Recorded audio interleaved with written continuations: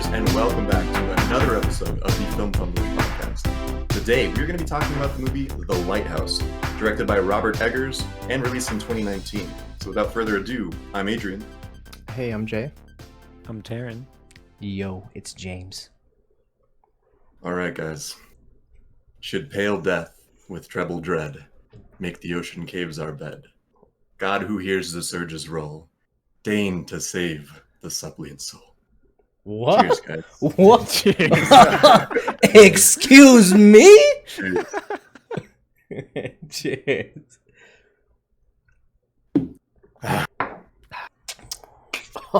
My soul. Lord Regis. Boy, that was a Kraken rum, fittingly, that I'm drinking. What did you guys shoot? That is fitting. I did Oh boy, whiskey, Knob Creek. whiskey. Tito's. I only do the worst. Wow, you guys. New Amsterdam. Hey, I'm not gonna spend all the money and Stop. shoot my good stuff, man. You know what's funny It's is stock. this is you bought this bottle, James. What Kraken? When? When we were recording an episode like 8 months ago. You're Holy drinking crap. Kraken. Holy shit. I don't drink Kraken. Wow. I don't drink spiced rum very much.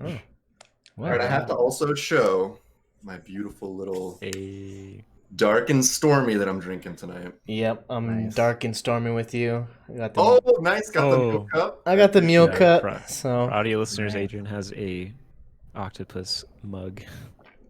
Yeah, that's what I'm holding up here. yeah. Octopus mug, and James has the typical or the standard mule tin, which is also fitting. Another thing that the listeners can't see is we're black and white today. Playing around, trying to be just like the movie. Yeah. So, all right, this movie. So this was your guys' first time, right? James and Adrian. Yeah. Yes, yeah. I Yeah. watched this movie. We're recording live on Saturday. I watched this movie on Tuesday, and after I watched it, I was like, "What the fuck?" All right. And then I was like, "Okay." And so I watched it again this morning on Saturday. So I've seen it twice, and still, what the fuck is there to? I don't know if you're supposed to understand this movie. Yeah, me and Jay saw it in theaters, dude. Oh Yeah, it God, I It was a can't sick imagine. experience. It was amazing. I also saw it about 30 minutes ago. Oh my goodness. I've seen it a Interesting. few times since then too. Cutting it close today. Yeah. Oh man, But James, what about you? How Watched it Thursday. Was very strange. Probably the weirdest fucking movie I've seen in a while, guys. I haven't seen Yeah. anything this weird yep. in a Well, while. that's funny. I mean, I think to keep with the opening thoughts, as I was watching it, I was like halfway through and I was like, or even at the very beginning, I was like, okay, is this right? Like, is this the right aspect ratio? Like, I'm watching it, I'm streaming it from Amazon. Like, it's Yeah. not, it has to be right. I'm like, okay, so it's right. And then Mhm. halfway through the movie, I'm also like, what? Like, this is the Yeah. movie that everyone's really crazy about? Yeah. I mean, And I it's a didn't movie that came out see it right in away. 2019, right? yeah. Yeah, last year. And it's a movie that's shot in an odd aspect ratio, right? 1.19. 1.19. How come it's And, 1.19? I thought that was always 4.3. I thought, That's what I thought too. yeah. It's It's because basically a they- square. the lenses that they used are 100 years old. Yeah. They're old lenses. To get the Released, look, yeah. So 4.3 They- is a new thing and 1.19 4.3 is... is a new thing. Oh, shit. 1.19 is 1.19. 100 years old. By one, yeah. So, yeah, it's what, like early 20th century, so like 1920s, 1930s, I think, is when it was like used. Which is interesting because this movie is set in the late 19th century, like 1890s, right? So Yeah. Right. Mhm. not far. It's closer. The aspect ratio they're using is closer to the time of the movie than it is to today's time, which is Yeah, kind of which is interesting. crazy to think about. Yeah. Huh. It was a it was a really unique. I mean, it won awards for the cinematography. Like it was, It's nominated for an Oscar, surprisingly. everything old is new again. It's that whole paradigm where like it's 2019. Here's a movie in black and white, shot in a square. Uh-huh. Have fun. Good luck. Right. You know? Yeah. But it was With- new. I mean, not new, but it was like unique. It was spun in such a cool way. It was like a crazy story. It was the perfect call. Like it was so fucking dude. claustrophobic and so yeah. limiting. It Right. right away kinda like felt it sets the tone. Like damn, these fucking guys are stuck in isolation on the island, and you Right. just feel like our little boxes here. They're just you can't get. Yeah, it feels I like can't you're, like, get out of spying the on them box. through, like, It's so weird. the Yeah. peephole of Yeah. your door or something. Or well, Yeah. even the scene where Ephraim is looking at Thomas through the little Yeah. thing on the, Little that's how you hole. feel as the audience. You're Uh-huh. kind of just peeking in. And I think I want to get into the set design just right away. And just how I feel like this set design even has more to give. Like, I would love to see a full-blown horror movie shot on this exact fucking set. You know what I mean? Like, everything is so fucking creepy. Like, just the way that the house is, and the lighthouse, the spiral staircase up, the hallways. It's just, it gives you this mood where you're just creeped out. And man, Yeah. I'm sad that they destroyed the lighthouse, because I think they made it out of wood, and the people, because it was shot in Nova Scotia, and they like loved the set so much they wanted to keep it. The people they wanted to keep it, but it was like a safety hazard, so they had to Oh really? tear it down. Oh damn. Was it just But, not structurally sound or I something? mean, Like- it's a wooden replica. That's, lighthouses are made of brick, and I just don't think it would. They built it for set. It wasn't like Mhm. supposed to last. Right. Yeah, it's the location was interesting. Like I read that they chose the location because basically it was like terrible. Like it was insufferable Yeah. weather. It was all the things that they needed to make the movie. And almost all of the weather in the movie is natural. Like this is just That's how this place crazy. was. There was Right. very few days where they had to use like a rain machine and they Yeah. controlled like some of the waves in the water. But other than that, everything is like just how shitty this place actually was. Shit. Yeah. Which kind of goes into a bit of the method acting that Robert Pattinson put into it, where and even Willem Dafoe, where they were just in these shitty circumstances. Like they actually lived through that.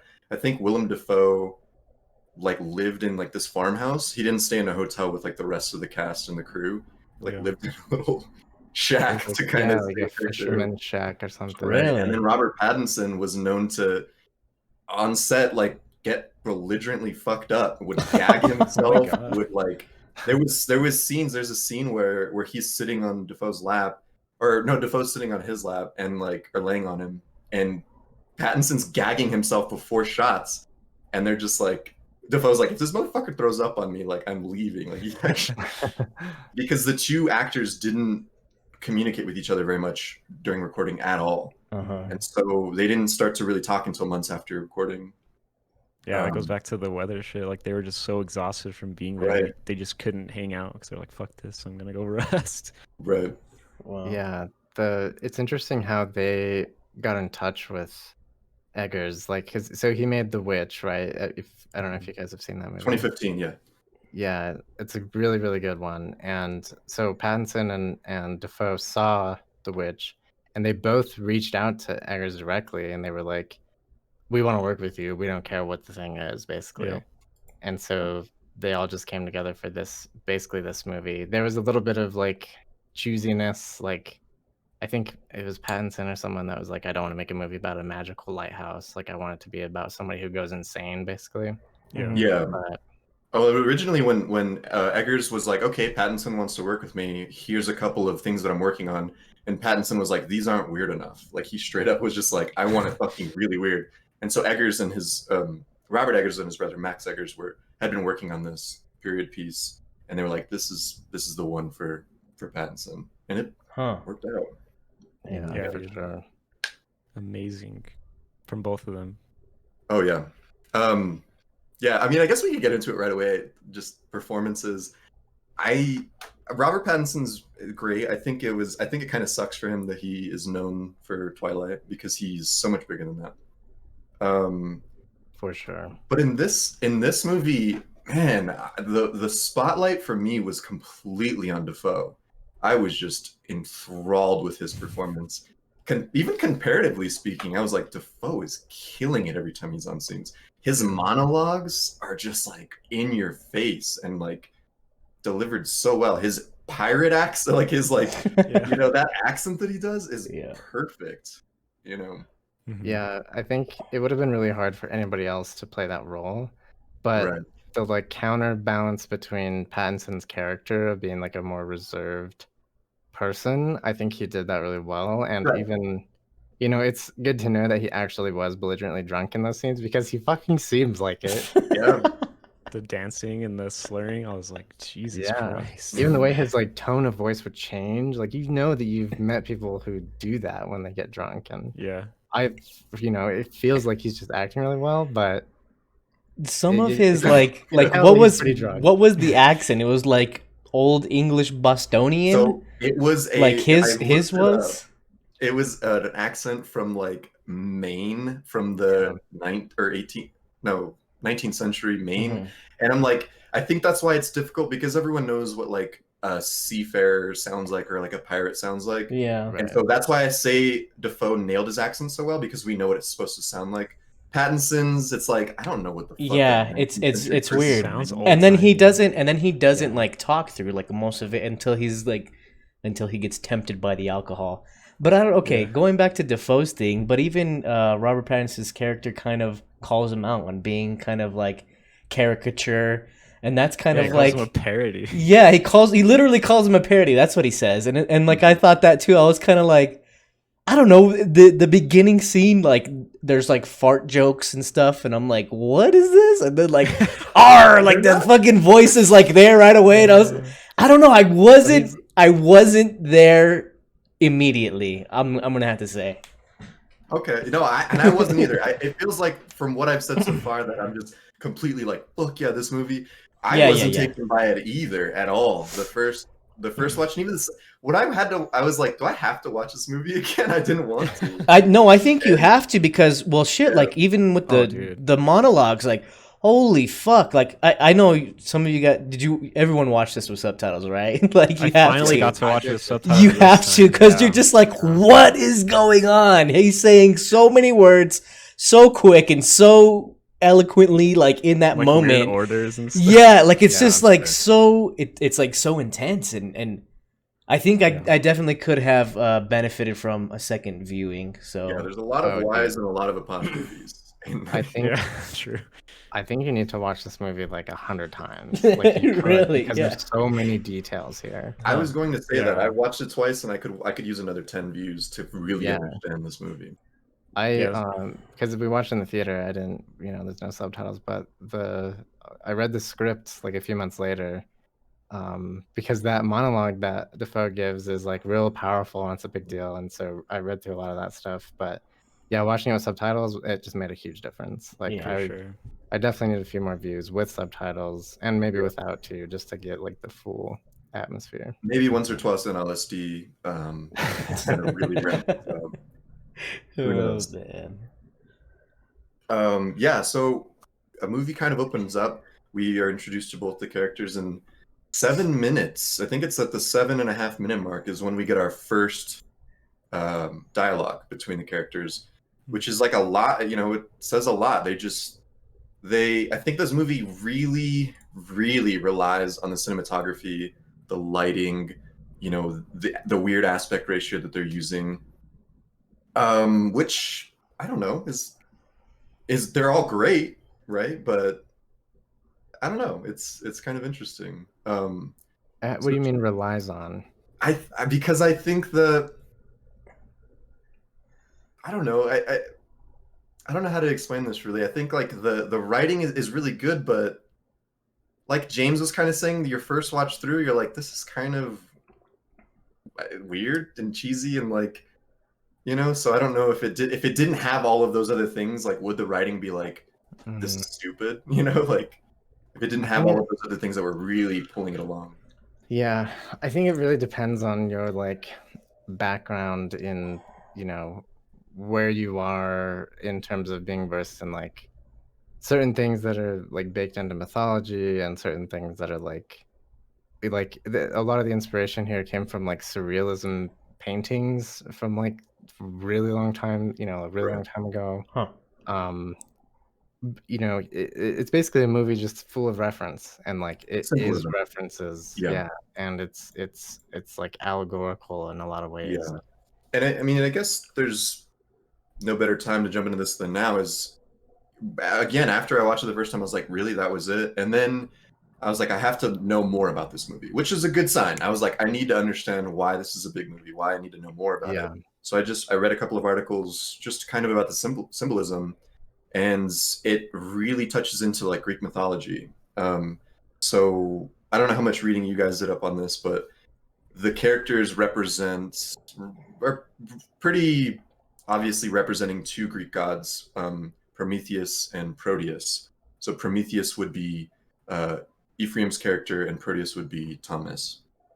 And yeah, we can kind of keep touching back in on that, but it's just something that I noticed. I was like, oh, this is way deeper than my stupid mind can understand, and what I remember from 9th grade social studies or language arts. So there's a lot there for sure. Mm-hmm. Yeah, I think, and that's, I think that's kind of the point, is like the movie was not made to give you answers, but it was made to have you questioning, right? Yep. Yeah. And that's like Well the put. beauty of this. And, Yeah. I mean, it goes into so much, right? Like even the script says, there's a line in the script that's like, we see a lighthouse, it resembles an erect penis. Like this is just verbatim out of the script, right? It was like a Yeah. lot, right? Yeah, like there was a lot that was cut out that was like supposed to go deeper down that rabbit hole. A literal erect penis was cut out. Yeah. Like- And when I read that and I watched it again, I think you remember that scene where it's a shot of the lighthouse and it's kind of like turning. It's like turning back up to its side. I think that might have been, it was supposed to be a cut match to the lighthouse and then to an erect penis. And I think it was that shot, and then Is that literally? The Yeah. studio I feel like that would have been too literal for this movie. The studio was said you straight can't up. have if we're gonna let you do it in this ratio and in this scale, you can't have that. Like we can't, because we can't have it be an NC-17 rating, like Meanwhile, whatever Jason rating it would be. Segel just throws his dick out like nobody's business. Well, So yeah. they wanted I think it's- bare dick or like not or like cloth dick. I the think key he wrecked point being- it. Because I think there's a difference in movies, like they'll allow flaccid penises, but like once it's erect, it's like, oh Jesus Christ! Like I was that's gonna crossing jokingly the say that. line. What about half fluffed? Because that's what we got. Well, Jason Segel knows the ways to twist it. So the half fluff. Yeah, catch our episode on Forgetting Sarah Marshall that we did, and we talked a lot about penises and about. We're back again. And we're here again. Oh man. Yeah. Hopefully not to stay. But yeah, so going back to like how this movie makes you think, and it's not like gonna give you all the answers you want. Like this is the kind of shit that I like seek out. Like this is the kind of stuff that I just want to watch always. It's stuff that at first it doesn't make sense, and once you think about it, you're like, oh wow, this could be this and this. And like it's like the Greek mythology thing, like that's like one thing, but like there's so many other theories and themes that people bring up that it's just like, I love this kind of stuff that's just this open-ended. Right, and that's open-ended is a good way to mark it. Like there's no right answer, right? You can take this however you want to take it. However you want, yeah. Mm-hmm. Right. It kind of like it like Jordan Peele's movies are like that, like Get Out. You're just like, there's not really a whole lot of answers. Like there's a lot of for interpretation. Like in this movie, there's theories out there that Ephraim and Thomas are the same person. That's what I thought when I first watched it. Yeah, that is like this weird alter ego or this weird side of himself, which and to touch on what James said in the beginning, where it's just like you're a character, and it's like, well, maybe, right? Like maybe it's this like interesting or complex crazy side part of or something. Well, isn't in the script they don't have names, it's just old and young, right?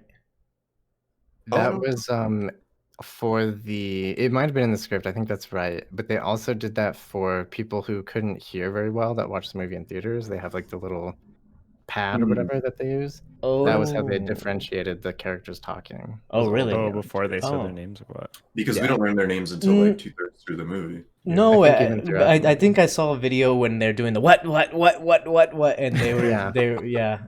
It's in the script that way too. It probably is. Yeah. I think it's that way in both. What's weird is the subtitles in on Amazon don't do that. Yeah. Yeah, They name them. Yeah. Ephraim. Right and, away. Yeah.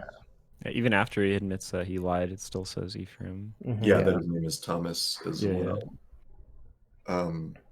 Which is interesting. I think a notable scene for me is I think it's kind of the first conversation where they're sitting at the dinner table and they're kind of having the first dialogue, and you notice right away that Ephraim's really reluctant to drink.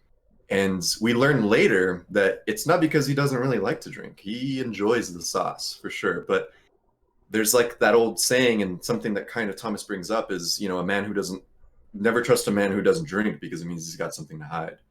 And watching it the second time, you're like, oh, this is Ephraim's reluctance to drink is because he really does have something to hide, right? Yeah. But then why does he tell him not to tell him about his problems? He doesn't want that baggage, I think. Yeah. He doesn't want to. Beans. Why don't you spill your beans? Don't spill your beans. Dude, That yeah, shit- shout out to Ephraim, a fellow fumbler, man. Hitting the song. I mean, both of them, really. This is a great movie to drink to, probably. I know. I need to make another Dark and Storm. Yeah. But That fucking drink they make at the end once they run out.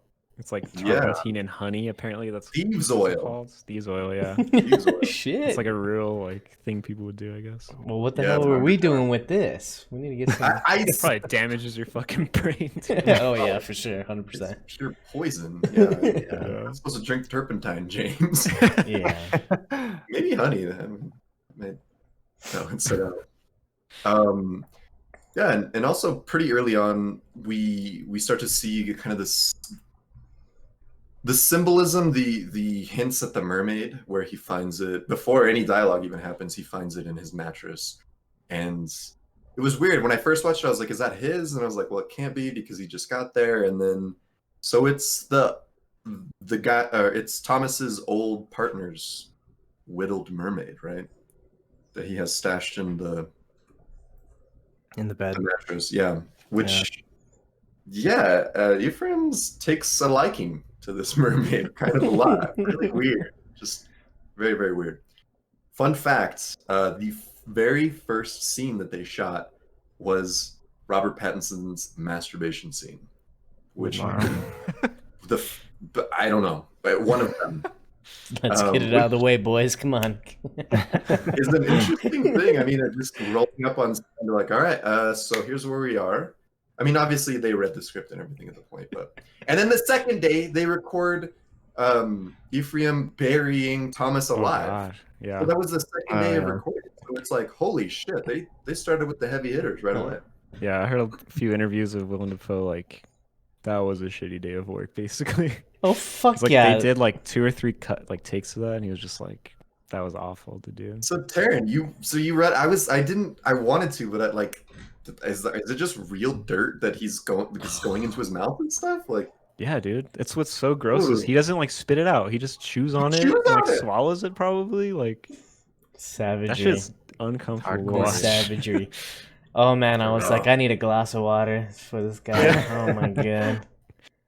or maybe some turpentine to throw that down. Yeah, so Mermaid comes in pretty early, and it's kind of an interesting thing. Pretty shortly after, I think, after their dinner, you have Ephraim walking out to the ocean. He's like seeing Thomas being really weird up in the lighthouse and kind of defensive about it. And I thought it was a really cool scene. One of my favorites is where he's walking out into the water, where he sees the logs start to kind of move in towards the shore. Mhm. And my first watch, I was like, are these like alligator? What are these like sea creatures? What the hell is this? This is the ocean, isn't it? And then he sees that body, and before you know it, he's like up to his mouth in the water. Like it's just I think that's the first real instance where we're just like, where it bends and it like plays with like what is really happening. What is reality? Do we as the audience know? No, Yeah. we don't. So I thought And that was cool. The logs, a call out to his former profession. Yeah. Yeah. Yeah, and the shot, I think it's in the same sequence where it shows the siren for the first time underwater. Is that right? That's in the same. The mermaid, yeah. He goes underwater and That's what 'cause tricks initially- him, right? Yeah. Yeah, initially he sees like a floating body on the top, and he kind of goes towards it, and then he submerges underwater and sees the mermaid. Dude, that is such a cool shot. Fuck Oh, yeah, it's dude. so nice. The Oh my noise. The Yeah, audience that's was so cool. Dude, the Reach. sound in this movie is amazing. It really is. Yeah, I wanted to shout out the foghorn at the beginning in theaters, dude. And throughout. That was so Really? loud, so fucking loud. It was cool. Yeah, I remember watching that. I mean, I remember last Tuesday when I was watching it last Tuesday. I was like, God, I have to turn my sound down. I was watching like midday, but I was like, I'm gonna piss off my neighbors. Like this foghorn is blaring. Yeah, I cranked it way up today. I was like, I need to hear this. Yeah. Nice. Oh man. Yeah. So let's kind of talk about the lighthouse and the physical lighthouse and Thomas's jealousy over it and protection and just his emotion to it. James, I kind of want to take this to you. Like watching this first time, I don't know how much you really researched about this, but how are you feeling just about like the overall lighthouse and like about Thomas's character kind of going into it? Is it cheesy? Is it like, does it make sense? Is he a crazy person? It makes sense. I mean, he's been doing this for so long, and it's just very interesting to see how he goes from like this very charming. I'm talking about Defoe's character. He's very charming, and he's able to make a joke, and then all of a sudden he's like really abusive towards him. Yeah. And he's very protective over his light, like and his job there. And it's, I don't know, it's weird.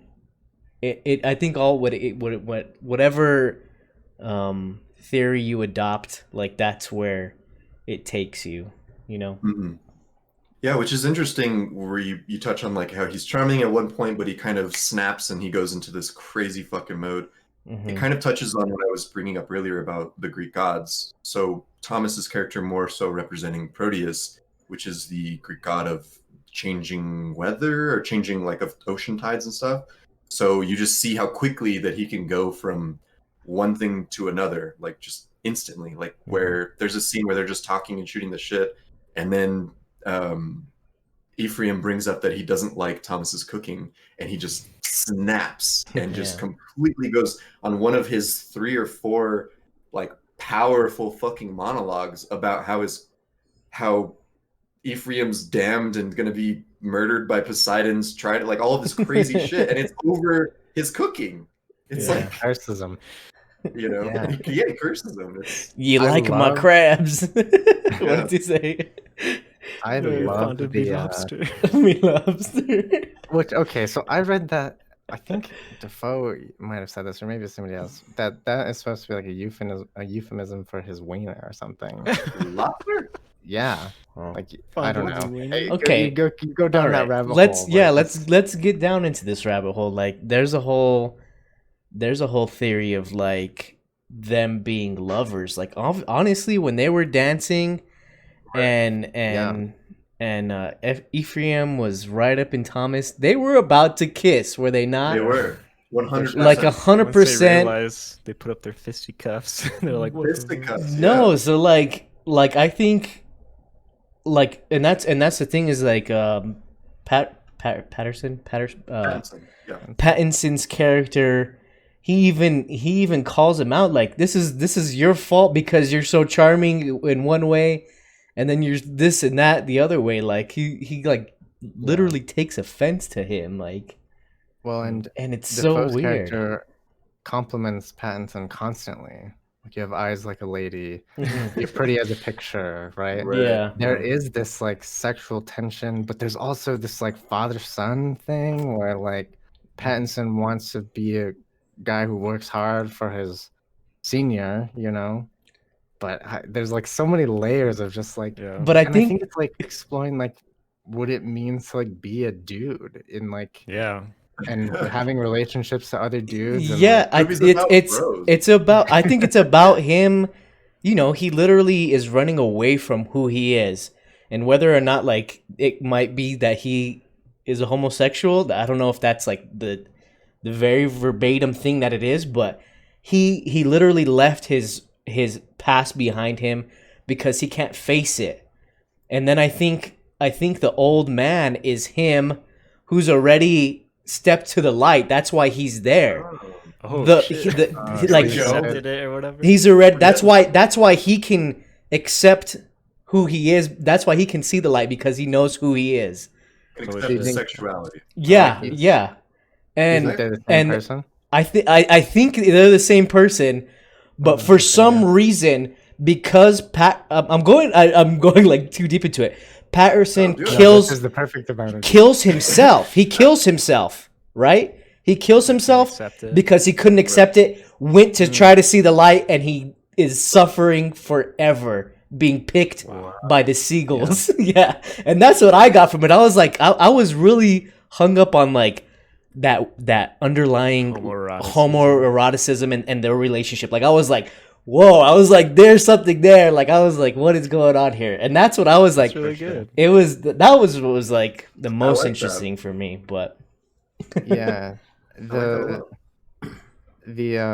you know, I can totally see that. I guess I've heard the theory of them being the same person, but I never really looked at it in that way. Dude, yeah, because Um, at the end, or not, I guess at the end, he's like, Willem Dafoe's saying like he had a wife and kids, but he left because like couldn't accept it or Right. whatever. Like that's matches Well, up. That's cool. He left because he was 13 Christmases at sea. His wife, couldn't Yeah. deal with him being away Mhm. so much. But maybe that's why he was at sea so much, because Yeah, he was exactly. rejecting his true self. Awesome. And- Anyway, sorry, Jay, I cut you off. No, it's cool. Yeah. Yeah, what was I gonna say? Well, okay, just to tie it back to how we were talking about how he's like the god or whatever of things changing, the ocean tides changing and stuff. Right. There's a Yeah. line where he is mentioning like the weather's changed, right? And Pattinson says something, and he's like, if you think that was rough or whatever, that was just a mild breeze. You need to see it for what it is, because what's coming is much worse, essentially, right? And that's like where the movie really turns. But of course they have. So this scene, it's if you remember it shoots up to the lighthouse, right? It goes past, and there's the like wind direction thing, and Yeah. the arrow just like goes crazy, right? And then just like stereotypically comes to a halt, going the Yeah. complete opposite direction. And that reminded me of The Ring, like a lot. Oh, man. The Ring with that video, or Oh. even Scary Movie where they parody this Right. video. It was like so much that I like had to laugh in some parts of this Yeah. movie because I couldn't get that in my head. But yeah, that's interesting that you bring up the change thing, because right when that happens, he says that about the weather changing. And Well, and the thing that launches that is him killing the seagull.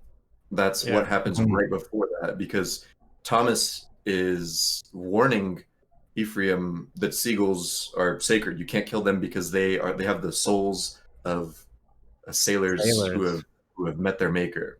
yeah, And there's that single one-eyed seagull that keeps harassing Ephraim's So many character kills, as he's yeah. running on all of his errands. And which is so, God, there's so many. This movie is like almost begging to be like a real horror movie, but it's not. And like Yeah. part of me wants it to be. Like there's shots where he's going to the watering hole, whatever that hole is, where the water is, where they do the well, and there's that dead seagull in there. Or even before that, when he pours that whatever that is into that hole, and he starts mixing it with that. Oh yeah, it Or- zooms in, so creepy. And then there's that swirling action that happens, and like Yeah. it focuses in on that, and you're like, a fucking face is gonna come out of that. Something is gonna happen. Yeah. It's like it's constantly teasing you that this is like there's But more. I feel like it does it better. Like it doesn't need to be Right. like that scary. Like, but it is. Yeah. It's something is very unsettling. Generally, absolutely. watching this movie, like that's why I'm like, damn, you watched it again. I'm like, I don't even know if I want to watch this again. Like for a while, like I don't know. Reluctantly back- watched it goes back to not giving you the answers. Like, we're gonna zoom in on this thing, and then that's it. That's all you get. The one-eyed seagull is interesting. Do you think the one-eyed seagull is the old keeper, the old assistant, who also had one eye? it. Oh, I didn't mean, know. Was I- that? Well, They- his they body did was mention floating, that, and he was missing an eye, huh? Yeah, and he Yeah. says, like, I saw your old assistant the one his eye head in the something. lobster cage. Oh, okay. Yeah, he mentions them having one eye. Yeah, I remember watching it the first couple times and not recognizing, or like if I should recognize the head that's in that lobster cage or whatever. So I didn't like think about that too much, but at the end when Robert Pattinson is being pecked on the fucking rocks or whatever, his eye is just pecked out, and I was like, is that seagull him? Like, what the fuck? Like, is Yeah. that all like it's like this cycle of like just Yeah, this it's one interesting. guy? Oh. Like, I don't know. It's, and then he the kills seagull- himself again. Right. The seagull seemingly trying to get in again, to bring it back, like trying to get in the way of Ephraim's chores. Like Jay was kind of mentioning, is that the old assistant, and is that a warning, right? And that's kind of the thing that we get into, is like, who should be afraid of whom, right? Because Yeah. like, who is the danger? Because Ephraim is a murderer. He killed Right. somebody, and that's the past that he's running from. But also Thomas's character is mad. He is obsessing over this lighthouse that is, so it's like it's an interesting kind of thing where you don't know who is crazy, and Yeah, it- and it- maybe they both are. Like Right, they're having absolutely. a shared, craziness. manic episode of And towards the end there, I was like getting lost, where he was like, "Oh no, like we've been stuck here this many days. This has A happened day, so many 5 times." weeks. Yeah, Yeah. and like I was like, "What the fuck?" I was like, "What the What like is what?" real? Like what is he going like like the alcohol is that fucking much, and- like they've been fucked up like Yeah. this long, like he literally cannot remember like That's the point. days from weeks, Right. That's the point that Thomas gives more credit to the theory that they are the same person, where Thomas is questioning his own reality, like he's questioning his own existence. So he tells Ephraim, "Am I real? Are you still in northern Canada? Are you still in near Canada, Walking around babbling to yourself or whatever. walking around battling to yourself, Yeah. snow up to your hips, going crazy Yeah. over hypothermia or whatever?" And that's and it's kind of the same thing where he says, "Have we been here 1 day, 5 weeks?" And you don't know, because the movie's kind of in Ephraim's perspective, like from his Unreliable perspective. narrator. Absolutely. Mhm. I So- really, I am sorry to take this back, but I really like this idea that the seagull is the old assistant. I love it too. It plays back into the like constantly seeking affection to Thomas, getting his approval, right? Even in death, you're getting in the way of the new assistant because you want to be in that spot. Oh, Maybe shit. trying to warn him or something. Or That's a why he keeps warning, like I bugging him. said. Could be a warning, sure. But who warns from whom, right? That's kind of the thing too that I was touching on. Mhm. But Yeah, it's crazy, man. And he That's- and maybe he had to kill to get to the top. That's what it is. It's like literally, Ephraim is just down to kill to see the light. Down to kill. right? Yeah, Ah. it's another movie about obsession. There's a lot of True. movies about obsession, but this is a pretty good one. Mhm. Yeah, and about isolation. Like that's a really big theme here, is being alone. I mean, it's funny, and part of me feels like this is in a weird way a fitting movie for the time we're living in 2020, where part of me was just like, this could be like flipped in some silly sitcom about two new roommates who just moved in together during coronavirus quarantine, where like they just like at each other's throats. And it's just like, because that's what it is. They're like trying to be, civil with each other, and sometimes they are, and sometimes they low up on each other, and they don't know each other very well, and then they're stranded together. So Yeah, I was like, man, let's pitch this, guys. it's cool. interesting. Yeah. We'll do all the same stuff: Prometheus, Proteus, the whole nine. Yeah. It's just coronavirus and Yeah. Call it the Loft House. the Sign into it. Oh boy. Yeah, all right. Man, so It's I don't know, hard not there's- to jump around in this movie. Yeah. That's what I'm it, realizing. yeah, and it really is. Because I it's think it's a one of little the- it's a little slow in parts. I think some of the scenes take a while. So I mean, See, that's interesting. Okay, I want to talk about that because when I saw it the first time, like and then was away from it for a long time, and then I was thinking about the movie before I saw it again, and I was like, yeah, I just remember it being really slow, like parts were slow. But when I watched it, I think it's really well paced. Like in Yeah, the me first too. 30 minutes, you're getting into the shit. Yeah, And yeah. I think it's just I think some of because- the shots are long though, right? A little bit. For sure. yeah, There's a lot of establishing like waves crashing and storms Sure. and stuff. Mhm. I think it all adds, to it. But I think Mhm. the pacing wise, like I think maybe because it's essentially the same location the entire movie. Maybe that is what makes it feel like Oh yeah. it's dragging a And little there's bit. only but- two characters right besides exactly. the other two that you The see. mermaid and The mermaid, the killed. guy he killed, and then the old other assistant. the old assistant. So it's Yeah, which we never meet. five right. people.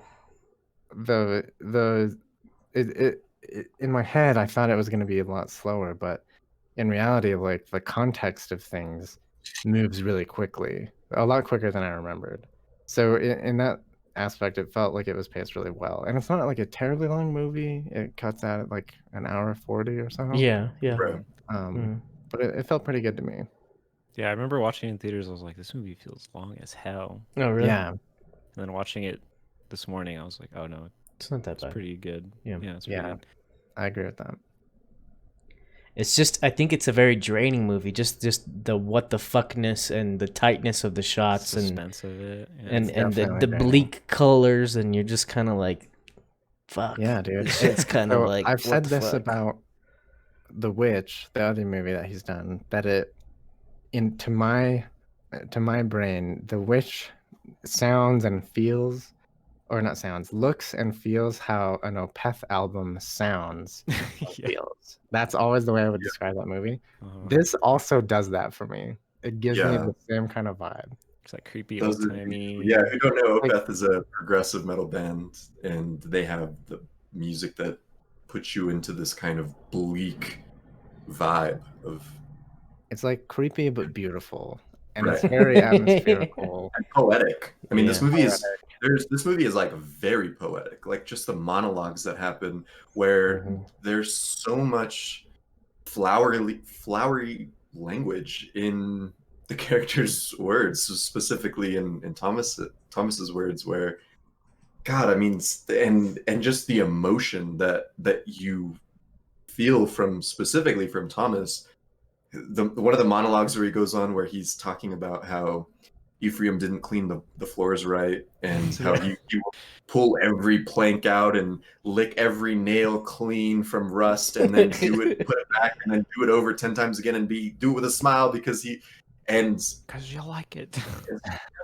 yeah, and it's like, whew, but it's God, people don't talk like that, right? But I don't even think in the 1890s they did necessarily, but Mhm. just the poetry that's in this and the emotion is, man. Yeah, I read that Defoe asked them to tune it down even a little because he was Wow. like, "You guys, this is too much." Like Oh he my was God. some of the a lot. monologues. He was like, "Y'all need to cut this shit down because this is." Because I felt that pretty watching funny. it. I was like, this Yeah. is a little Yeah. much. He just Yeah. didn't clean the floors as well as you thought. Like, Right. relax. And I think Robert Eggers, or maybe both of them, admitted like, yeah, we went down a rabbit hole with the character of Wake. Like we spent a lot of time writing these crazy ass monologues because they love the idea of this guy. Yeah. Yeah. Yeah, I remember reading even for The Witch, like both of these movies, Robert Eggers would take almost maybe not like full sentences, but like just the way that people would talk from like old journals and stuff from those time periods. And like he was super strict about it in this movie. He would make him do like lines over again. It's like, no, you need to say this sentence faster than like Yeah. others or something. I Like saw that too, where he was like, Yeah. the second sentence in this paragraph, you need to say 75% faster because Yeah, that's yeah, how yeah. they were. It's just like, what? he was Kinda real ju- precise about those accents. Oh, yeah. That's Which I interesting. love about The Witch too. Yeah, It's so good. both of his movies are like period piece, type things, which is interesting. I think in the thing that I was reading, Defoe called Eggers a obsessive researcher.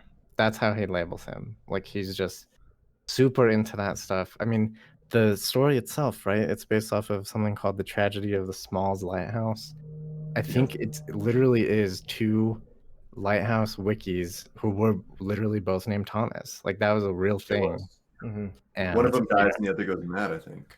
yeah, and it kind of, you know, he pulls a lot from historical events, and I mean in The Witch, like yeah, it looks like the times, it looks like that, you know, era, and it's the same thing here. Like he, you know, I mean, we've talked about how movies are like a way, like a portal to another world, right? Or a way to thrust you into this world, this environment, and he has done that amazingly well in both of his movies. And so like anything he does after this, I'm there, because it's, you know, even if it's not even going to be that good, like the atmosphere alone is enough to make me like, well, I'll go check it out. You What's know the what I mean? budget on this bad boy? Ooh, that is a good question. That's a good But while you're question. looking for that, his next 12.5 movie million. has How much? Oh no, that's no. I'm sorry. That is not the budget. 4 million. 4 million. 4 million. 4 million. Nice. Go ahead, Turn. What were you gonna say? His next movie, that's on hold, obviously, but is a similar time period thing, but in like Viking times, Ooh, like Oh, in nice. Europe or whatever. 7th century maybe.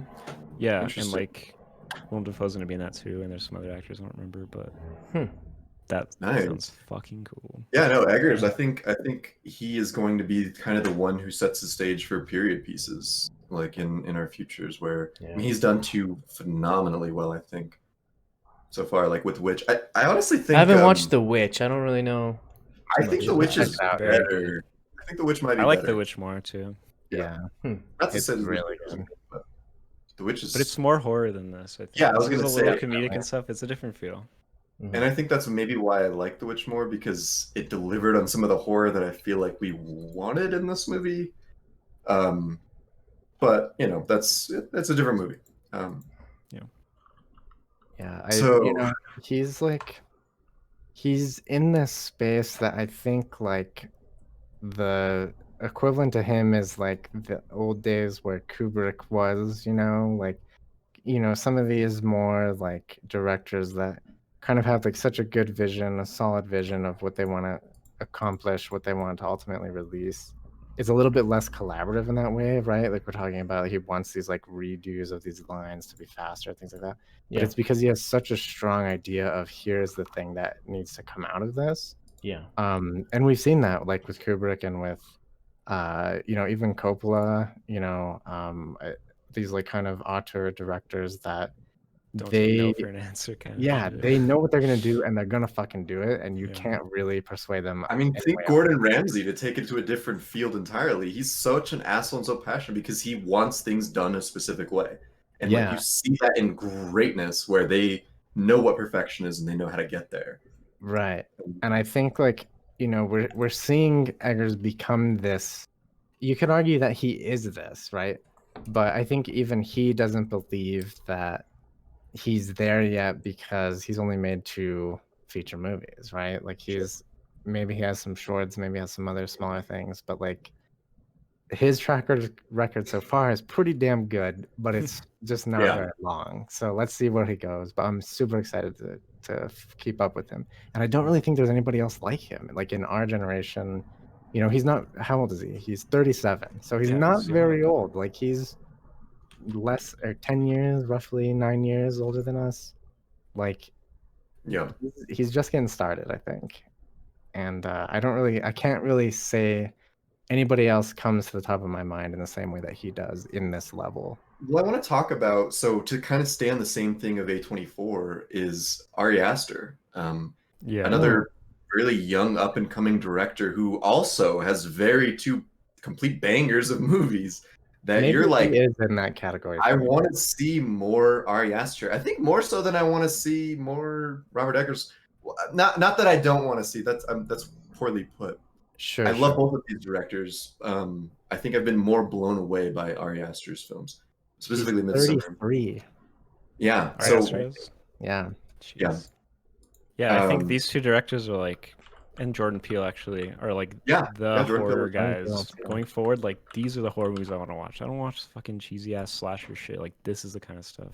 I Or wanna gore, see. because there's not really even so much slasher like from the 80s, where it's more of just like how gory can we make a movie. Maybe that's a little bit more 2010s, like 20, early mid or early 2000s kind of thing. But now it's like, let's Like really thinky get into horrors. let's get back into psychological thrillers, Yes. Yeah. and Mhm. really go into that.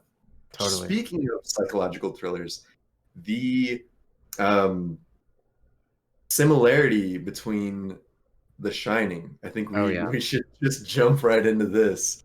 Just the Danny, where he's chasing him with the axe, where you have Thomas chasing Ephraim into the house with the axe, and of course Thomas has a false leg, and Yeah. he's chasing with that Going off. lid.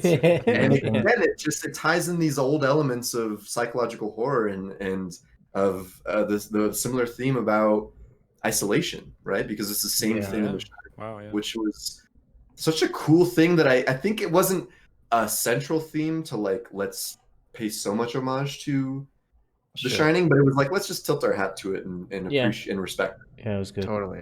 And they're definitely in the same lane, you know. Oh yeah. When he's chasing him to the house and he closes the door, I 100% Yeah, I was I waiting do. for it. I think we We were I was all all like, waiting "Hey, for man." it. I was like, are they gonna do it? But Yeah. I'm kind of glad they didn't. But like, I it's, am. Yeah. but you know that that's what it was, right? Like, he's Oh, like, absolutely. okay, Yeah. totally. It's this like a is- reference without actually referencing it. Yeah, Yeah. exactly. Well done for sure. For sure. I want to talk a little bit, and I kind of wanted to talk about this at the beginning, but I totally forgot about it. This is the first movie we've done from A24, which is, and A24 is like a rare, it's kind of a unicorn, right? Like, this is a production company that has a fan base. This Yeah. is not a thing. Yeah. Like, this does not happen. Is it?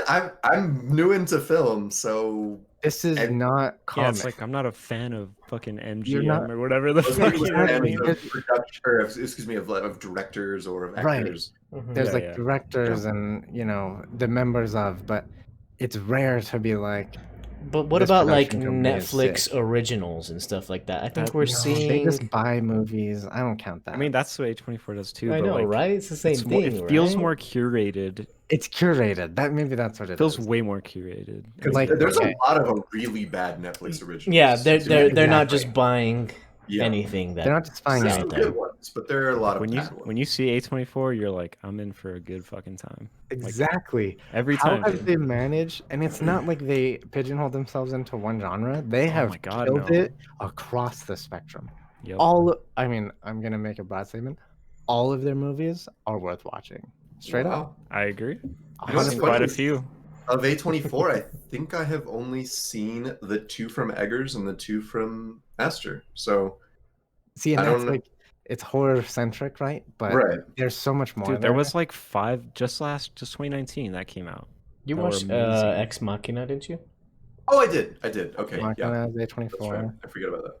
There's a lot of great shit. A Yeah. lot of great shit there. And they don't they chase the weird things. They chase the things that they like, it's just a specific audience. It's like it's people who want just more. They want a little bit more of that like art housey kind of film stuff, but it's Mhm. still good, They're getting into TV and the TV seems like it's going well and there's good shows out there.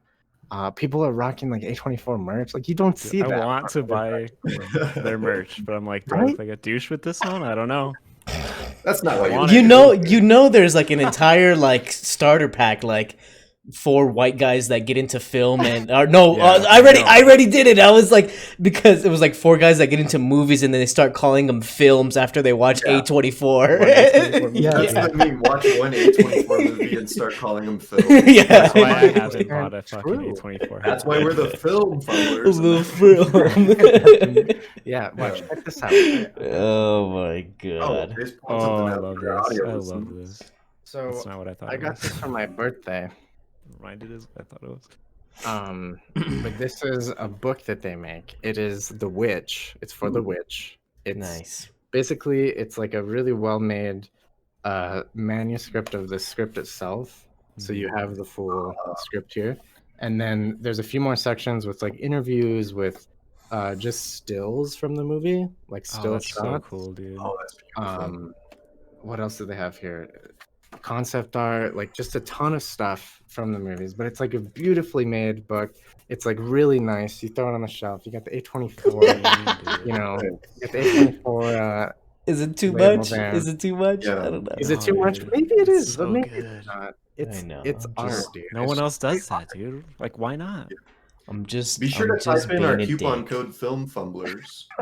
No, not a sponsor. someday. No, not a sponsor. Would love to be. Would love to. Yeah.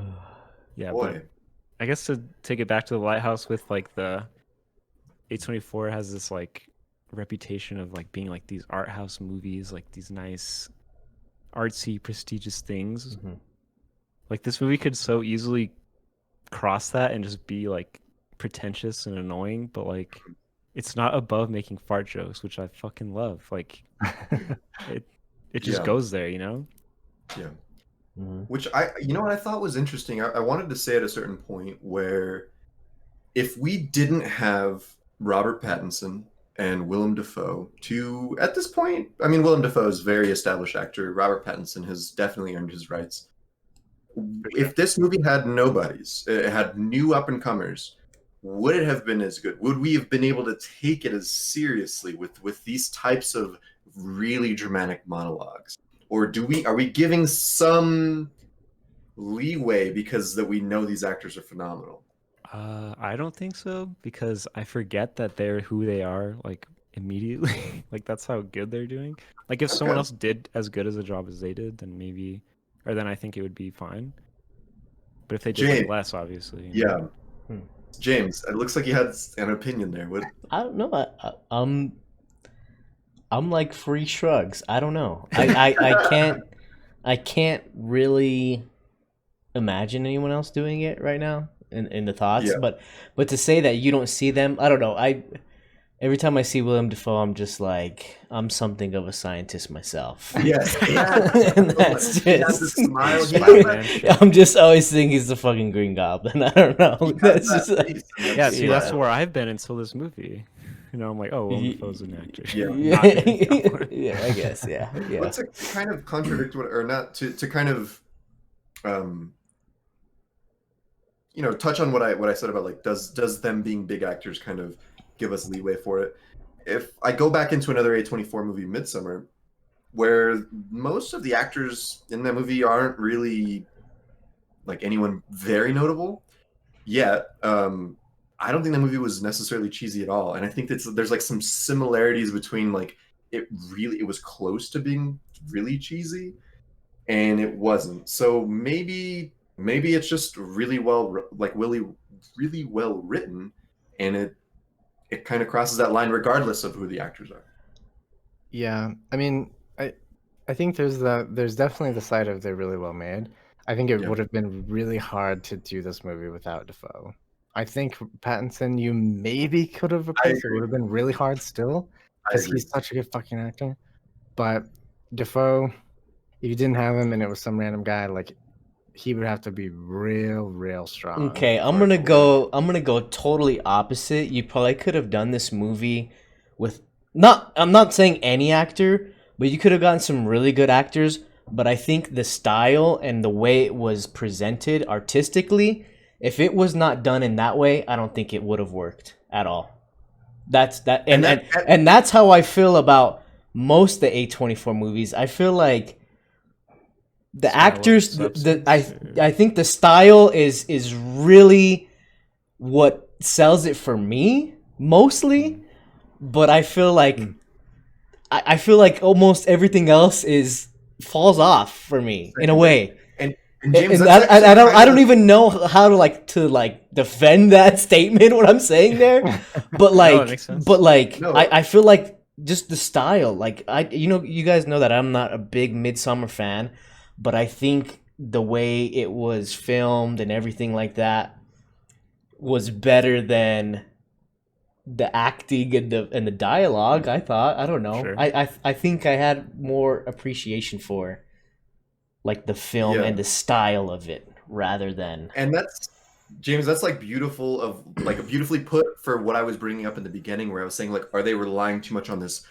really weird aspect ratio and this really big grayscale and like And this really I artistic don't know. style. Is I that don't know. primary and then everything else secondary? Like, which is kind of what I was trying to say. Yeah. You put it pretty well too, and it's just like, I think a lot of it is that we do kind of like the artsy fartsiness of this, where it's just, which is fine, right? Yeah, It's totally. okay. Yeah. It's a lot of other And- people besides the actors that make these things. Yeah. Right? For sure. In my mind, all this stuff is connected. Yeah, It's a little and bit- and that's what's different about this movie is that I feel like this is the first A24 movie. Well, no, okay, no, I'm not gonna say that. This is the first horror movie that I've seen from A24 that both things are almost in perfect balance for me. Acting and the stylization are pretty well matched. I would agree with that. I like that. I thought we were about to box, so Yeah, well, What? I mean, maybe not. allow it. All right, let's kind of go more towards the end of this movie where really the big climax happens, where man, it's the we talked about the scene where Thomas is being buried alive by Ephraim, and like we are just so far away from what is reality. We don't know. We have an unreliable narrator, right, as Terrence said. And yeah, I mean, so the murder scene, like where Ephraim finally kills Thomas. Dude. Thomas tries to kill him first, but Right. He gets Yes. chunked in the shoulder. yeah, Yeah. Thomas runs in. That was The lighthouse is mine. Is that what he says? Or like, she's The light mine. is mine or something. light is Yeah, mine. she's mine. Which is interesting. He refers to the light as she and her, and like a wife that is Yeah, better it's than like- his own wife was. Cheers, my lady. Yeah, he or says like, that. you beautiful. Yeah. happens a lot is like this fight over who can be more masculine or whatever to win over the light or some shit because it's For like sure. And there's a lot of that in there too. And there's a lot of power struggle, right? I mean, it's just like Yeah. who's in power, who's in control, and even more blatantly with the Dog shit. sailors talk about dogs a lot. You salty sea dog, but literally, which this was one of the scenes where again, first watch, I was like, this is super cheesy. Bark dog, and you have Yeah. Defoe laying almost lifeless, rough, and he barks so much, and I'm just like, okay, and then he literally BDSMs his ass, or like some weird So dominatrix fucking weird. shit. Right? Walks him out to the lighthouse to bury him where the rations were. Yeah. Yeah, even like this latest It's time, weird. that part was still like.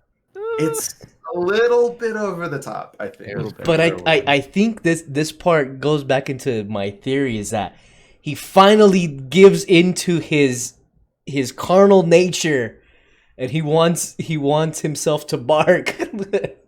And then he makes him bark and interesting. he's embarrassed that he makes him bark, so he fucking tries to kill him, lay his ass to rest. Yeah. But it comes The- back again and then he's like, I'm done. Got a fucking hatchet this fucker. Defoe's character is definitely more of the like instinctual, does whatever comes to mind in an Shifting aggressive tides. force. Yeah. And Pattinson is definitely the more like thinks a little bit more about things, and I can see that how they could be the same person. I'm buying into that more and more. I don't know. Um, I don't even know if I believe that. Well, and I think that's the thing about it is I don't think that there are any right answers. Yeah. Right. Exactly. It's fun to think about. There's a really cool shot before the murder scene where they're getting drunk for like the last time together, essentially, where like the whatever it is, the lighthouse house piece starts getting flooded and all that shit, and they're sitting under the table, right? Right before the water crashes through. Yeah, and the axe is in the table and it's above Thomas's head. Oh, I Oh, didn't is know it? that. Mm. Yeah, it's like a little detail, a little bit of foreshadow. Mm. It's pretty Nice. cool. Yeah, he says something else that's basically he's telling us what happens. He's like, "What, are you gonna split my head open or something?" Like, Yeah. Yeah, he's like, he's like, I Yeah. thought you would. He's like, I think he's saying like that he was gonna miss him. Thomas is saying that he was gonna miss Ephraim, and he like at certain points he was worried about him splitting his head open. mhm. Oh you yeah. know, Yeah. Which Yeah, that- again, go ahead, turn. I was gonna say another scene that kind of made me think that they're the same people as that weird ass where he's going up to the light, or no, he finds himself. This is so confusing. Robert Pattinson finds himself laying on the floor, and he turns him over, and it's him. And then Willem Dafoe turns him around and like fucking screams light into his face. Oh, That shit was yo, weird, bro. I forgot Wild. about that shit. And he's just naked for some reason. I don't know. Okay, I don't know that what that's is about. a painting. It's called The Hypnotist. Oh, I remember. It's that. from The Sasha Hypnotist. Schneider. He's a surrealist painter in the 1900s. It's literally a recreation of that, Yeah. and there's almost no meaning otherwise. Like Beautiful. Eggers was like, "This is cool. We should redo this." Yeah. The only difference is that in the painting, it's the person getting hypnotized that's naked, but in the film, it's Defoe. We'll take Yeah. a look at it in the after party. One last thing we that should definitely pull it up later.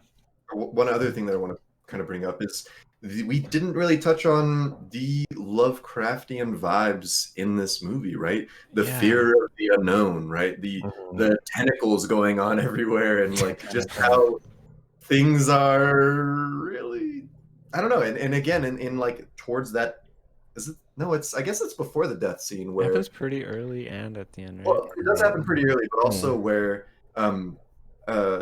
Ephraim is over is like standing over Thomas, and Thomas starts changing into all these characters, and he changes into this. He changes into the mermaid, which is again very looking ass. sexual. He turns into the thing with barnacles. It's like the god, potentially Proteus. Proteus, Yeah. Turns back into himself, and it's just all of these different things where you're going through all of them so quickly, and it's just like, whew, boy. Yeah.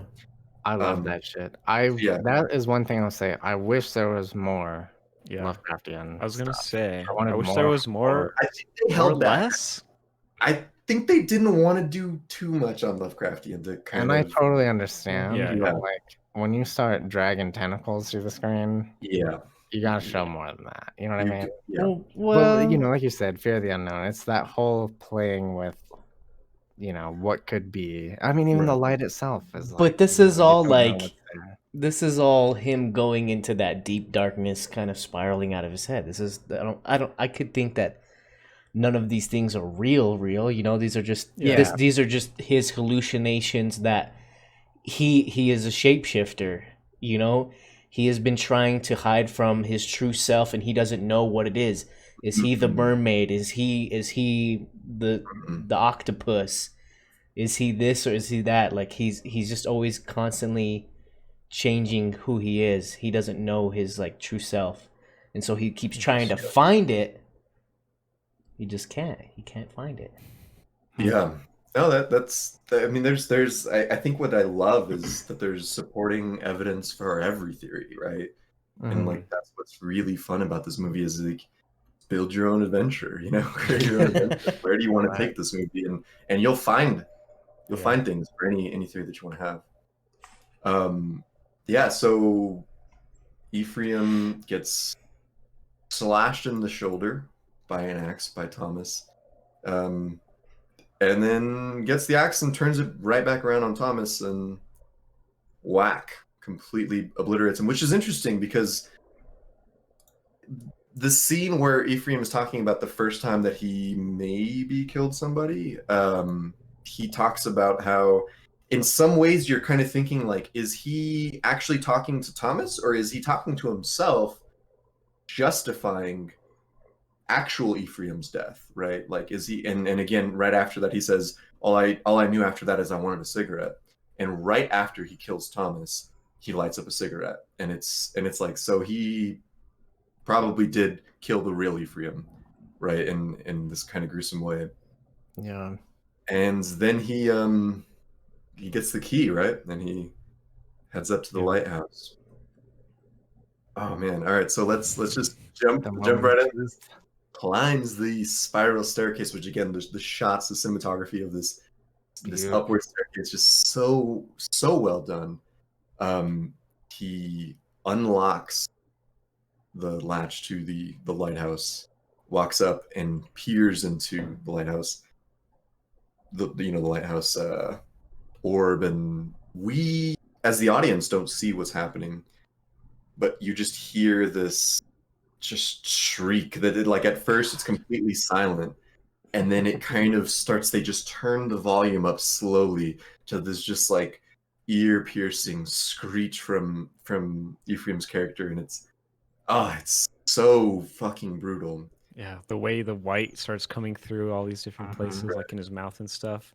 In theaters, that shit was loud as fuck too, dude. It was So wild. good, yeah. It's like hyper distortion in the sound. It's hyper distortion in the picture. The exposure shit's way up. Yeah. That shit was insane. Yeah. It reminds me of those fucking memes where it's just like, you know what I mean? Like the ones that are they're called deep fried. deep fried, deep yeah. fried. Deep fried. It's like the deep fried memes with the fucking ear penetration. Yeah. And Yeah. that's all I could think of. I was just like, this is dank Well, memes you right just ruined here. that for Sorry. It was just straight deep fried. I was like, whoa. The whole movie is just a deep fried. Oh, dude. Yeah, Edgar's got us again. damn it. Give him 2 of those and the crying emojis. Yeah. The flame emojis and the 100s. Yeah. Where's all the flames in chat?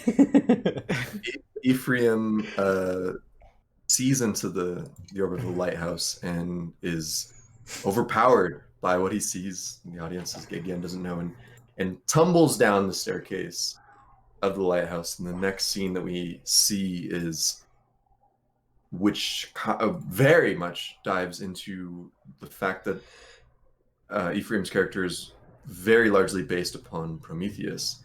And you have all of the seagulls picking at his body, and this almost lifeless, I mean not lifeless because he's twitching and moving, but all these seagulls picking at him.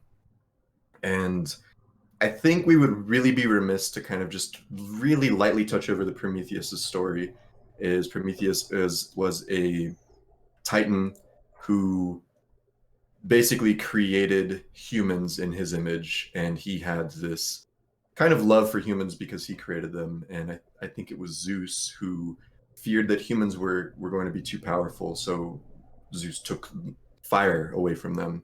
Prometheus went back to the heavens, captured fire, which again, fire, the lighthouse, what you will, and brought it back down to the humans. And Zeus was so pissed about it that he tied him to Mount Olympus and had an eagle eat his liver out of him alive every day. And because Prometheus was a Titan god, he would grow his liver back every morning, and the eagle would keep coming back. Jesus. And so it's just, I mean, obviously they're very tying that into that Greek mythology, which again, the first watch I was like, what the fuck is okay? And then after kind of going through that Greek mythology, and you're like, oh, there's so much here, like with the fire and the lighthouse, And there's some translations of the story of Prometheus that will use fire and light interchangeably, and then light and knowledge interchangeably, depending on the languages. So there's a lot of interesting stuff there, for sure. So that Ephraim was looking into infinite knowledge and couldn't handle it, right? Couldn't handle the infinite knowledge that he was seeing. So yeah, that about does it for... 2 more things. No. Let's. There's still a couple more things to talk about, so let's get back into it. So Taryn, what else you got? 2 more things about this last part. Another thing, I rewinded it because I was like, wait, when he falls out of the light room, whatever the fuck you want to call that, it makes like a cracking noise. I was like, did he break his leg? Like it looked like it bent backwards, and I was like, oh shit, Willem Dafoe's leg is all fucked up. I was like, is this him? Blah blah blah. Like it just kept. Oh, when he's reinforcing that. He's painting the lighthouse? Huh? No. Just at the end here. When he's screaming dude, light out of his face and he falls. Made me think too, because when he's painting the lighthouse, the rope that he falls again. He falls before that when he's painting the lighthouse. Yeah. And there's a weird crack too. Anyway, sorry. Yeah, I thought his leg straight broke, and then he falls down the fucking stairs or whatever. I was like, oh shit. But then when I first watched it, he's laying out on the rocks or whatever, and it pans up, and there's no lighthouse. I was like, he didn't crawl that far, right? Was there never a lighthouse? Like, what the fuck is going on? Wow. I was so confused the first time I watched it. I still don't know what the fuck that means. If it does mean anything, I don't know. Maybe a different angle, or yeah. So he was out in the tundra freezing and just tripping. Yeah. I have one little weird fact, I think, that we should talk about the mermaid's vulva, Oh, which yeah. we didn't talk about, I Mm, heard was about this. based off of a shark's genitalia, which I Yeah. thought was pretty interesting. That because the mermaids, like for example, the Starbucks mermaid has 2 fins, which again kind of goes into like 2 fins being 2 legs, right? Where you could fuck that mermaid, but like this one is just like most mermaids nowadays are just like you couldn't, but they Yeah. were like, how are we gonna fuck this mermaid? Basically, Yeah. right? Like so they had people study shark genitalia. They had makeup artists create a prosthetic that was like they could move the anyway. They worked a lot on shark vagina. Is what It was high quality. High quality. yeah, which is fun. Yeah, a fun little fact there. Go ahead, Jay. I've got a few things here, tying it back to A24 as like an entity that people enjoy. So they did this whole thing over when COVID kind of started. It's called the A24 auctions. So basically, what right. these were a series of movies that they would have where every couple of weeks they would start an auction for props and stuff that were used or made or whatever in those movies. And you could buy them and own them, and all the proceeds would go to benefit various organizations that were working to like help the everything that was going on with COVID. And so the Lighthouse had an auction. They didn't do it for all their movies, but this was one of the movies. And the specific thing that it benefited was the food bank for New York City. They helped get food to people who are quarantined that aren't able to get their own food, to people who are affected economically, to first responders, people like that. So some of the items that you could have bought in this auction, you could have bought the light, the entire light on top of the lighthouse, the whole ass thing. Wow. The final bid there was $80,000. That's Fuck. sold. And surprisingly, that wasn't the most expensive thing. The thing that was the most expensive that you could have bought was the mermaid carving that he Wow. jerks off to. Sold for $110,000. Why? Oh my How- And it was who probably bought like it? this big, like I don't know, 5 inches. I'm not sure who bought it. I don't think it says. Okay. Jesus You could have bought. Christ. I think this is Robert Pattinson's hat. I mean, they both had the same kind of hat with the lighthouse on it, kind of like Yeah. military-esque looking one. You could have bought Thomas's pipe, Winslow's kind of clip hat. You know, those like old school golfer looking hats, whatever those are called. There was a lighthouse flag, and then Thomas's like rain hat, the kind of wide brimmed one where he runs out and is like, "There's shit in the rations." Nice. But yeah, pretty cool stuff there, and all of Yeah. it sold, and they raised a ton of money for that stuff. But Nice. For a good cause. That's really good. yeah, I was just like, imagine owning the whole ass light. Where would you even put that? I like, know. As far away as possible, I wouldn't buy on it. top of your house, just run it every night. and no one Can't be the whole looking thing. at it. Stand in front of it naked every day. Don't breathe. The May All Queen right. dress sold for $65K. Did Ariana Grande buy that one? No. Yeah, got outbid. didn't she wear that? Oh, I thought she wore that. Maybe it was a replica for her birthday. Yeah, she Anyway. was the leading bidder, but she got outbid. We digress. Wrecked. All right. So let us jump right into the ratings. Let's go into James first. I'm gonna throw it on you. Let's do it. So James, Okay. what do you rate this? Man, so this was a really fucking weird ass movie. I wasn't expecting this like at all. I don't know. I don't know what I was expecting. But watching it, it was very heavy. I don't know how the hell you watched it again in 1 week. That's kind of just like Yeah. I don't know, maybe I'm just too weak, but one of the most aesthetically pleasing movies I've seen in a very, very, very long time. The composition of each shot was so meticulous and so just amazing. And the, what was it, 1:19:1 aspect Yeah. ratio was Yeah. just fucking killer. It was suffocating. Like it was insane. I like. I like going around thinking about what the hell this movie could think about. That's so fun for me. But I think I like the style. I like the style a little bit over the substance. A little bit. I think the substance is good. I think it's fun to get into. But I think this movie is about a 7.9. It's not exactly an 8 for me, I don't think. Okay. I liked it a lot. I liked it, but I don't know. On this is a movie that you have to watch 4 or 5 or 6 times. I kind of am rating it on my first view, and I think it's just very hard for me to like digest it totally on first view. And I think that's all I have to say.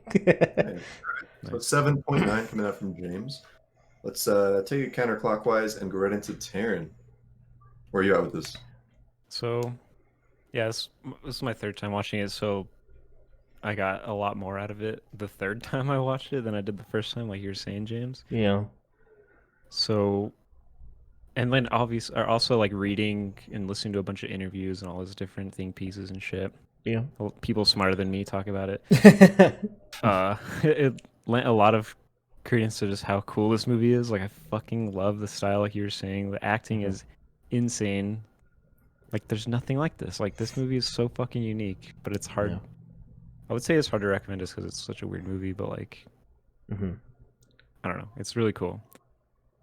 I don't know what else to say that hasn't been said already, so I will rate it an 8.9, I think. Wow. All right, 8.9 coming out from Taryn. Going back, Jay. let me go Oh, back go to what he said. It's hard to recommend. Yeah, exactly. Like I can't recommend a movie to somebody that they need to watch 3 times, right? Like that's just that's fucking 6 hours. Like holy shit, you're really gonna like?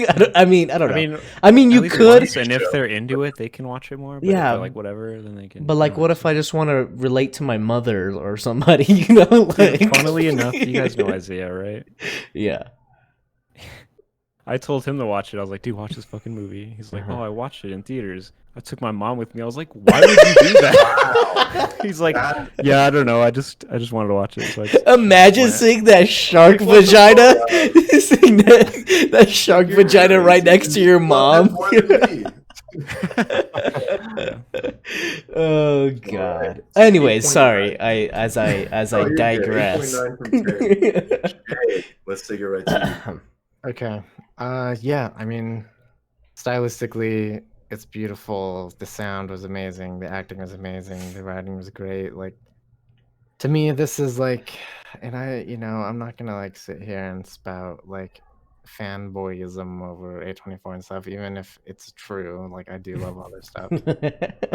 It's just cool. It's a good movie. Maybe it's hard to recommend, but I don't think that makes a movie bad, right? Like, yeah, sure. Yeah. It is hard to recommend. It's a very specific kind of thing. You have to really be into like weird shit to go down this rabbit hole. Watching it again, I went into it thinking that I wasn't gonna like it as much, but I only liked it more. And I had a feeling that I might have the most polarizing score here, and I think that might be true. I'm giving it a 9.4. Let's go, dude. Nice. Wow, 9.4 coming out from Jay. Nice. All right, I will take it over. So this movie really took me back and made me think about how am I rating movies, right? Because I think with, our episode on kids, for example, where I was like, I didn't enjoy this movie, so I'm rating it poorly. Where this movie too, I'm like, this movie isn't necessarily enjoyable, right? I watched this movie. I had to force myself to watch this movie the second time in 1 week.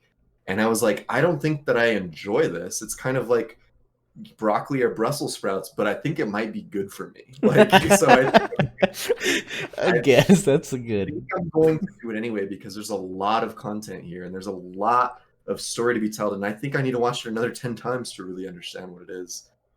And I'm kind of maybe going to start rambling because I still don't really know where I want to put this. Everything that everyone has already said, the aspect ratio, the mood, And I think just the set design that I really want to touch on again, where like I want more of it. I want to see this entire set recreated in a full-blown horror movie made by Ari Aster, some other A24 director that they pick up. Like this movie has so much to it, and it's fun. Again, I don't think that I would recommend this to many people unless I know they're really into artsy, weird stuff like this. But that's what this movie is supposed to be for. It's supposed to be for weird stuff. And after you watch it and read up on about like the Greek mythology aspect of it and how there's so many different paths that you can choose, and there's so many theories that have so much water, that hold so much water to them, it's so complex, it's so good, there's so much there, that this movie is an 8.7 for me. So yeah, 8.7. That brings us to a collective 8.725. Okay. So right around where I was. That's fair. Yeah. Okay. Yeah. I mean, I think I think we're all pretty okay with that. I would say, like, it's good. Yeah. Any rounding thoughts that we have here before we wrap this guy up? I don't think so. We should be good. All right. Well, thank you guys so much for tuning in today. Really appreciate you guys hanging out. Please be sure to follow us on all of our socials. You can find us anywhere, filmfumblers.com. We'll show you all of our social links. We also want to shout out our new podcast that is in our network kind of thing. So does somebody else want to take away that maybe knows a little bit more about how the show's run? Jay, do you want to kind of go into what that show is? So, Film Fumblers here, we're on this network. We had this idea to build a network of, semi like-minded people that are doing podcasts as well. And so there's another podcast now called Your Mission, and this is a podcast run by a good friend of mine, Alonzo, and a couple of his close friends. And essentially the goal of the podcast is every week they will do a new challenge that's related to music. So like the first few episodes have been taking like 90s albums and shredding them down to EP cuts. What are the essential songs of the album? How do they make you feel? Do you have emotional baggage tied to them? Those kind of conversations. It's really cool stuff. I think their next one is going to be an EP cut of things that they're like ashamed about listening to, which is an interesting idea. The guilty pleasure cuts. Yeah, that would take me a couple of days to think about. Oh, that would take me forever. But it's really cool. We're super excited to kind of have this connection here, and we're looking forward to bringing on more shows in the future. But check them out. Your Mission. I think they're at yourmissionpod.com, if I'm not mistaken. And they usually live stream here on Twitch every Saturday around 4:30 Mountain. Yeah, great. So what movie are we doing next week? Really quick. Harakiri. Harakiri. So be sure to tune in to us next week. That will be July 25th.